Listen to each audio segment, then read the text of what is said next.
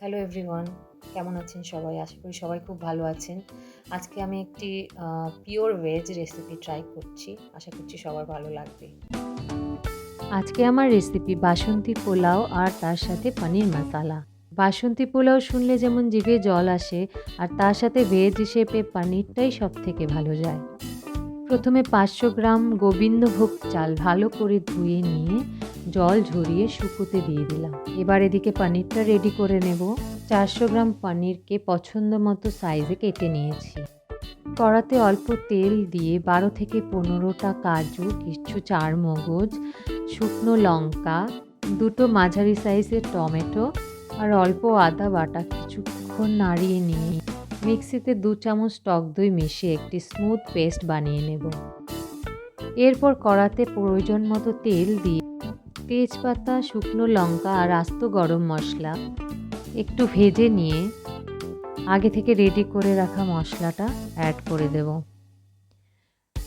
অল্প আছে মশলাটা কিছুক্ষণ ভাজা হয়ে গেলে তার মধ্যে হলুদ গুঁড়ো, লঙ্কা গুঁড়ো আর জিরে আর অল্প ধনে গুঁড়ো মিশিয়ে ভালো করে ভাজতে থাকবো। মাঝে মাঝে অল্প জল অ্যাড করে মশলাটাকে ভেজে নেব যতক্ষণ না কাঁচা গন্ধটা সরে যাবে। অল্প গরম মশলা অ্যাড করে স্বাদ মতো নুন অ্যাড করে এর মধ্যে প্রয়োজন মতো জল অ্যাড করে দেব। গ্রেভিটা কিছুক্ষণ ফুটে গেলে সামান্য কাসুরি মেথি মিশিয়ে অ্যাড করে দেব পনির।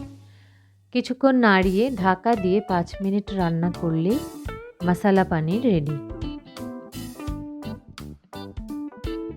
নামিয়ে নিয়ে চপ করে রাখা ধনেপাতা ছড়িয়ে দেব।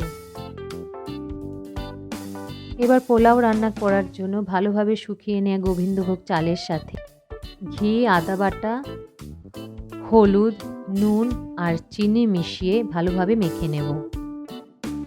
এবার প্যানে ঘি অ্যাড করে কাজু আর কিশমিশগুলোকে ভেজে তুলে রেখে দেব।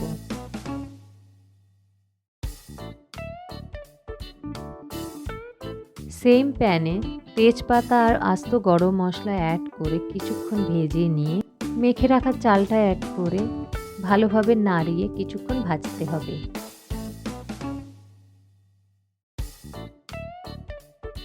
যখন চাল থেকে সুগন্ধ বেরোবে, যতটা পরিমাণ চাল নিয়েছিলাম কাপের আন্দাজে সেম পরিমাণ জল অ্যাড করে দিতে হবে। ভেজে রাখা কাজু কিশমিশ অ্যাড করে ঢেকে দিয়ে কিছুক্ষণ মিডিয়াম ফ্লেমে রান্না করতে হবে। ঢাকা সরিয়ে নিয়ে মাঝে একটু চেক করে নিতে হবে। এরপর অল্প গরম মশলা মিশিয়ে একটু নাড়িয়ে নিয়ে আবার ঢাকা দিয়ে 2 মিনিট কুক করলেই বাসন্তী পোলাও রেডি।